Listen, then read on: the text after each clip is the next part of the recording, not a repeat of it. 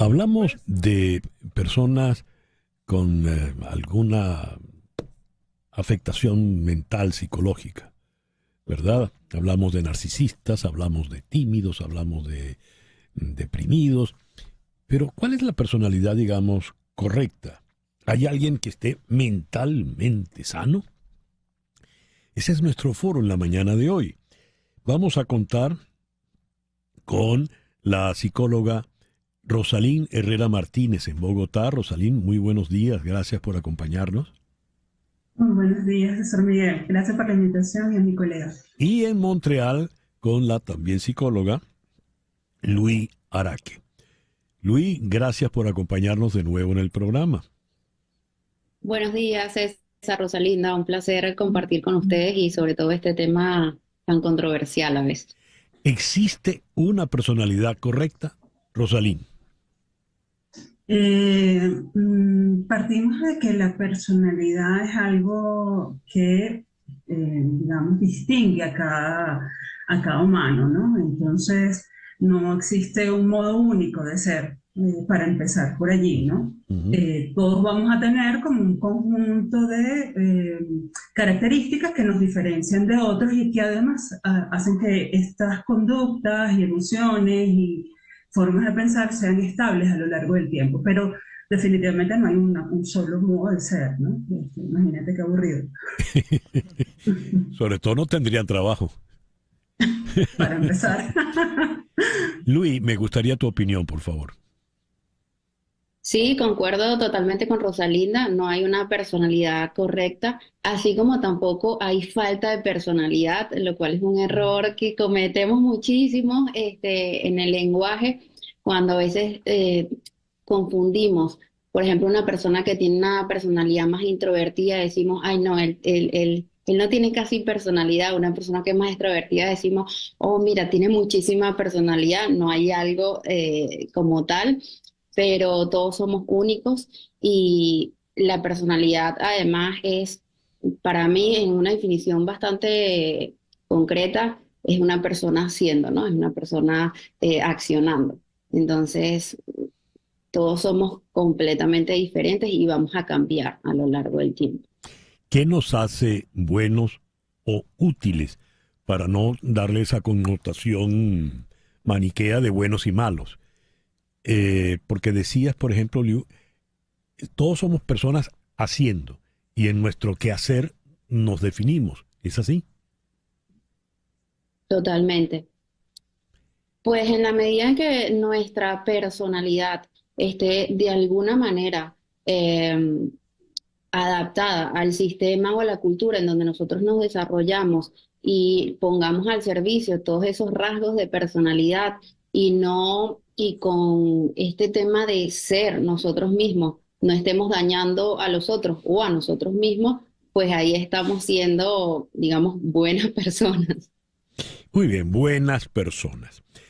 Decía Rosalín, cada ser humano es único y qué bueno porque entonces si no sería muy aburrido. Muy bien, pero hay algún límite, ¿verdad? Hay alguna raya roja que no se debe cruzar. ¿Cuál sería esa raya roja, Rosalín? Sí, fíjate, digamos, los profesionales de salud mental hemos tenido como una especie de algo que nos ayuda a poder definir eso y nos da ciertos códigos comunes para comunicarnos y saber, bueno, qué es lo que se escapa fuera de la norma. Entonces, cuando yo digo norma, inmediatamente hablo de conceptos estadísticos. Entonces, tenemos que ver en la población total, pues, qué es lo que no es frecuente. Y Ujú. eso de algún modo nos da ideas, nos da pautas para saber, bueno, en eso se basa un poco el manual diagnóstico de trastornos mentales, porque está basado en estadísticas. Sin embargo, sabemos que nadie está exento de tener rarezas. Todos tenemos rarezas. Entonces, unos más, de manera más fuertes que otros, pero lo importante aquí es saber que nos guiamos a través de este tipo de constructo, ¿no? Que es el estadístico. ¿Y esas rarezas serían aceptadas todas? Le pregunto a Luis. Bueno, esa pregunta es muy interesante porque obviamente cuando la sociedad evoluciona y las culturas cambian, hay cosas que tienden o a normalizarse o a cambiar drásticamente, ¿no? Y por eso vemos ahora tantos casos normalizados de personas con parejas narcisistas, jefes súper narcisistas que lo hemos normalizado porque están en el mundo, por ejemplo, Wall Street, ¿no? Y Mm. aquí un poco la película de Lobo de Wall Street, que era pues una personalidad bastante narcisista, ambiciosa, que quería llegar a hacer muchas cosas y en ese ámbito, y aquí es muy importante el entorno donde te desarrolles, era completamente normal, ¿no? Entonces, digamos, depende mucho de dónde lo estás analizando, en qué cultura lo estás colocando y cuál es el entorno. En el ámbito político, por ejemplo, vemos de todo y prácticamente está bastante normalizado el hecho de que inclusive tengamos personalidades psicopáticas dentro de ese ámbito también. A ver, en la crianza, porque cuando uno conversa estas cosas, en algunos casos ya la persona creció y digamos el mal está hecho. Es muy difícil corregir una mala conducta en un adulto. Pero cuando estamos criando, cuando estamos hablando de la educación de los más pequeños, es donde podemos tomar medidas. ¿Cuál sería la educación ideal para poder crear esos seres únicos que no van a cruzar rayas rojas? Rosalín.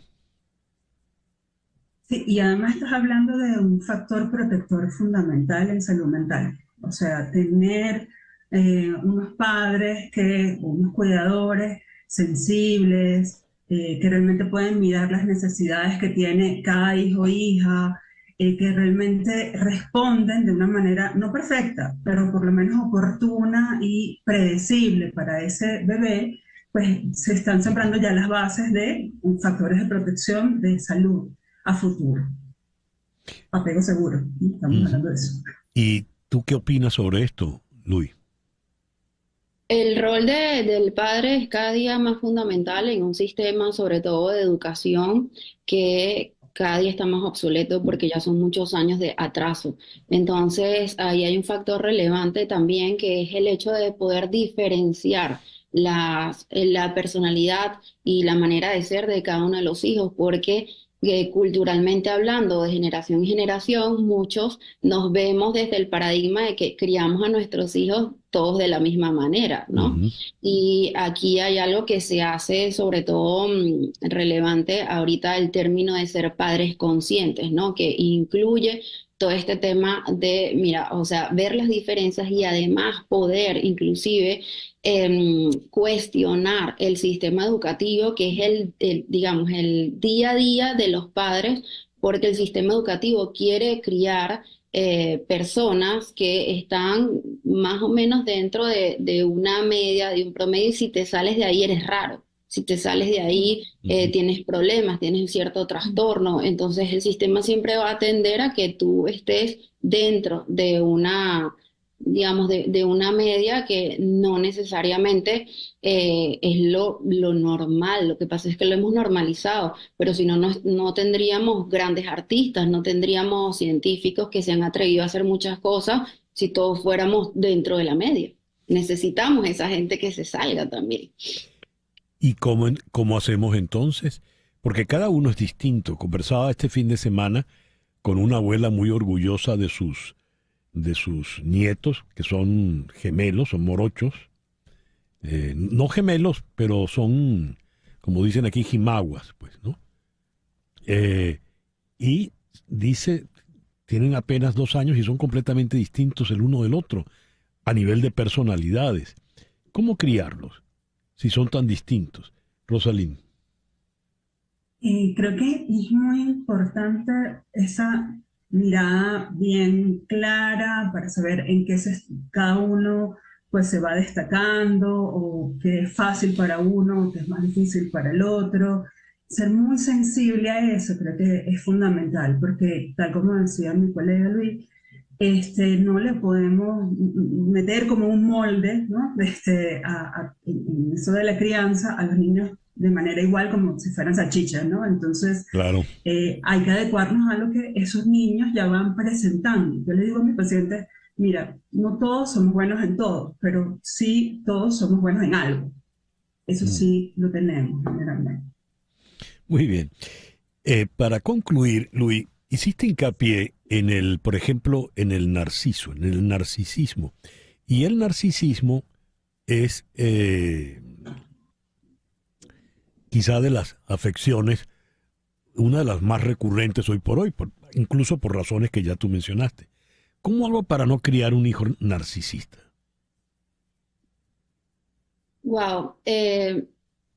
Estar lo más consciente posible y de alguna manera buscar también formación, ¿no? Porque si bien es cierto, los padres no nacemos con un manual de crianza bajo el brazo, ahorita hay demasiadas herramientas y sería como irresponsable de nuestra parte no utilizar ese tipo de herramientas para nosotros ver desde pequeños si algún niño tiene como esta cierta tendencia, porque todos vamos a tener rasgos narcisistas, solo que cuando se empieza como a pasar de la raya, nosotros tener esa posibilidad de detectar esas banderas rojas y poder atender al niño de la mejor manera posible, pero comienza con la educación, la formación y la instrucción del padre, no del niño. Muy bien. Luis, muchas gracias por haber estado con nosotros en esta mañana. Gracias a ti, te voy a leer un pedacito de un poema de Textus de Palacio y él dice, eh, y si alguna vez la risa se te vuelve dura y se te secan las lágrimas y la ternura, estaré a tu lado, pues siempre te he querido, siempre te he cuidado. Pero jamás te cures de quererme, porque el amor es como Don Quijote, solo recobra la cordura para morir. Quiéreme en mi locura, pues es mi camisa de fuerza y mi camisa de fuerza eres tú. Eso me calma y eso me cura. Todos en algún sentido somos un poco locos, pero este poema me recordó mucho este tema. Muy bien, muchísimas gracias por cerrar con unos versos. Muchísimas gracias, Rosalín. No, muchísimas gracias por la invitación, un gusto totalmente, un tema desafiante, pero muy, muy chévere, de verdad que sí. Gracias. Rosalín Herrera Martínez, psicóloga en Bogotá, y Luis Araque, psicóloga en Montreal. Una pequeña pausa. Al regreso, vamos a Santo Domingo.